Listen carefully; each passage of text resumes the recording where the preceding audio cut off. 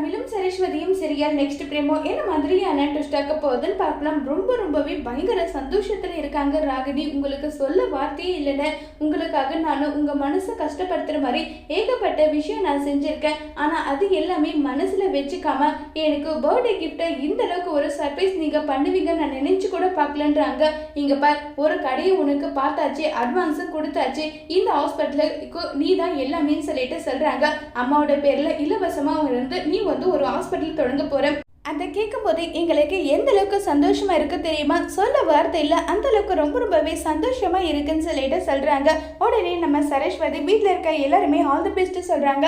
ரொம்பவே சந்தோஷத்துல இருக்காங்க ராகினி. அங்க கரெக்டா அர்ஜுன் வராங்க.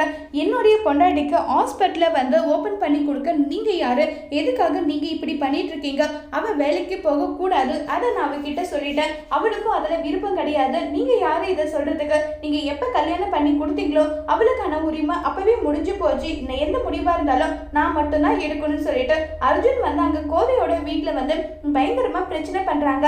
அட்லீஸ்ட் இப்ப ராகினிக்கு அர்ஜுன் யாரு எப்படிப்பட்டவன்ற உண்மை தெரிய வருமா இல்லையாங்கிறத வரப்போற எபிசோட்ல வெயிட் பண்ணி பார்க்கலாம். தேங்க்யூ.